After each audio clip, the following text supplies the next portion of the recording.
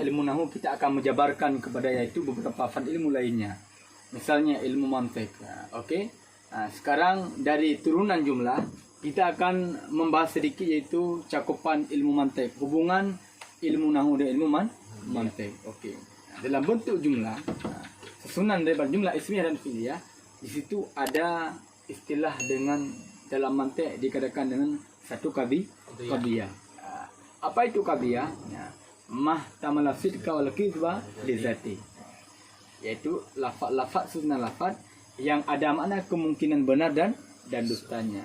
Tapi li zati, dengan kita kata nazar kepada siapakah pemberitanya. Jangan dilihat kepada mukhbar bihnya, kalam beritanya. Jangan lihat kepada siapakah pemberi beritanya. Jangan itu. Diri kalimat yang kita ucapkan, dia ihtimal. Itu namanya qadiyah. Okey. Sekarang kita melihat dalam ilmu mantik itu dikatakan satu qadiyah. Dalam ilmu nahwu itu dikatakan satu jumlah. Jumlah ismiyah juga berpotensi ada qadiyah padanya. Jumlah fi'liyah juga berpotensi ada qadiyah padanya. Qadiyah apa saja kita akan bicarakan nanti. Yang pertama dulu, ini hubungan. Jadi kalau kita belajar satu fan ilmu, maka dia akan ada keterkaitan dengan ilmu-ilmu yang lain. Maka jangan para santri hanya belajar ilmu nahwu saja, tapi tidak memakaikan ilmu yang lain. Ilmu nahwu pun kita belajar dan kita kombinasikan, kita masukkan fan ilmu yang lain kepadanya, maka lebih indah. Okey, nanti kita akan membahas indahnya kita menguasai dua ilmu di sini. Yang pertama, kita memahami maksud daripada ilmu nahwu. Yang kedua, kita memahami maksud daripada ilmu mantik. Apakah ada korelasi? Apakah ada hubungan para santri sekalian, para talabah sekalian tentang penggabungan pemakaian makna yang ada dalam nahwu dengan makna yang ada dalam ilmu mantik? Kita lihat sekarang. Okey. Ini namanya jumlah ismiyah. Zaidun qaimun. Ini mubtada, ini khabar. Ini contohnya mubtada mufrad. Khabarnya mufrad. Nanti ada khabar ghairu mufrad. Nanti kita bicarakanlah. Sekarang kita bicara dulu yaitu susunan mubtada khabar. Dalam ilmu mantik ini namanya satu qadiyah. Dalam istilah yang lain, dalam setiap qadiyah itu harus ada apa? Mastamala ala mawdu'in wa mahmulin. Barang yang melengkapi di dalamnya mawdu' dan mahmul. Maka kalimat manakah mawdu' itu? Al-mawdu' itu adalah al-mahkumi alaihi. Al-mahkum alaih. Mana yang dinamakan mawdu'? Mahkum alaih. Mana yang dinamakan mahmul? Mahkum bih.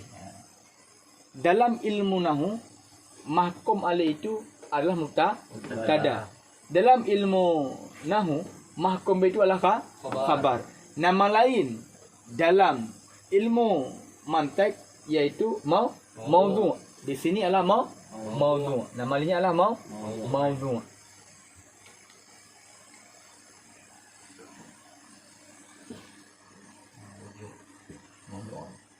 Ini namanya adalah mahmul.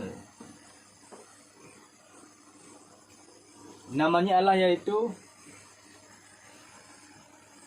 mahkum alaih.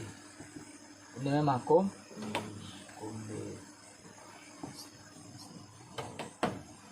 Nama lainnya ini adalah masnad ilaih. Ini adalah mas. Okey, para talabah sekalian. Sekarang ada hubungannya. Kalau dikatakan mubtada khabar, berarti itu ada mawdu' mahmul, ada mahkum bih mahkum alaih, benar juga, dan masnad dan masnad ilaih. Ini istilah beda-beda. Dalam nahwu dikatakan qadiyah itu susunannya mubtada khabar. Dalam mantik dikatakan mawdu' mahmul.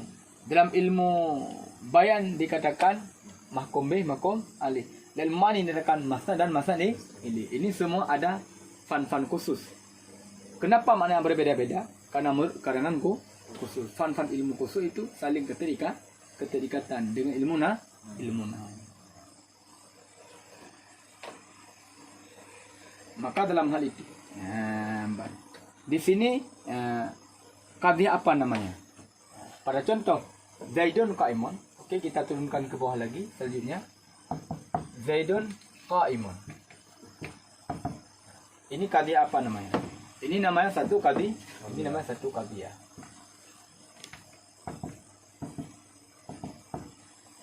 Kenapa Zaidun qa'imun satu qadhiyah? Karena tersusun daripada maudhu' ini maudhu', ini mahmul. Posisi mubtada menempati sebagai maudhu'. Posisi khabar menempati sebagai mahmul. Maka oleh kerana demikian, apakah faedahnya sama dan ada di ilmu nahwu? Okey, kita lihat. Sekarang mubtadanya kalimat apa? Kalimat kalimat ma'rifah. Zaidun ini kalimat ma'rifah. Ma'rifah dengan alamiah. Alam. Zaidun adalah isim alam. Ma udhiya ala syakhsin muayyan. Z ini adalah seseorang tertentu. Tidak boleh Z lain. Telah diwazakkan nama Z untuk satu zat, maka dia terkhusus kepada dia. Jadi tidak apa-apa kalau banyak-banyak wazak pemberian nama.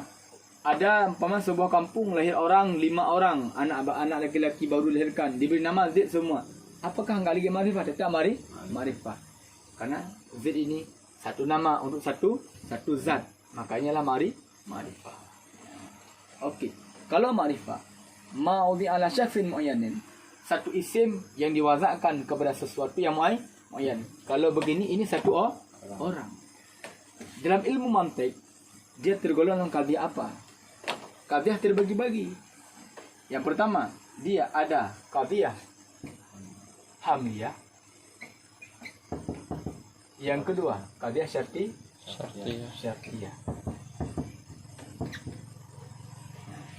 Sekarang kita bicara dulu qadhiyah hamliyah. Karena yang tersusun pada maudhu' mahmul itu di qadhiyah hamliyah. Qadhiyah hamliyah definisi adalah yaitu mastamala ala maudhu'in wa mahmulin. Qadhiyah hamliyah itu definisi adalah yaitu mastamala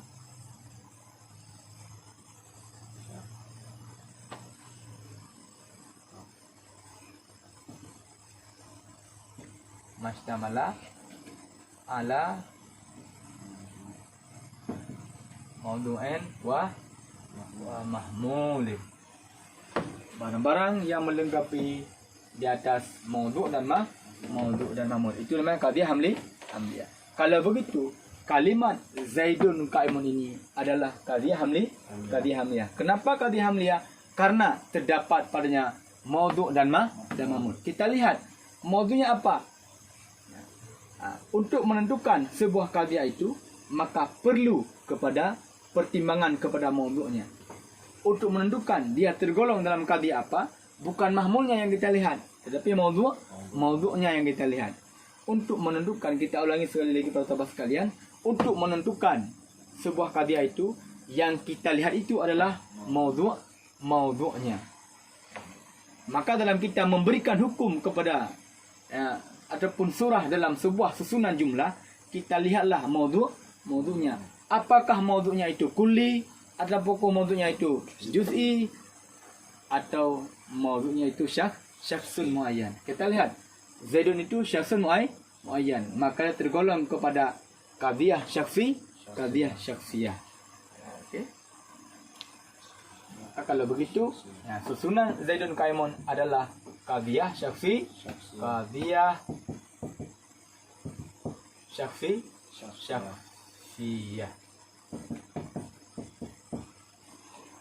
Maka maknanya adalah Zaidun qa'imun, hanya sidiklah yang berdiri, tidak banyak-banyak di. Hanya satu orang sidiklah yang berdiri. Ada yang mau ditanyakan? Jelas? Ini contohnya. Alhamdulillah. Kalau jelas, maka Alhamdulillah. Semoga kita mendapat ilmu yang berkah. Amin. Catch 'em all.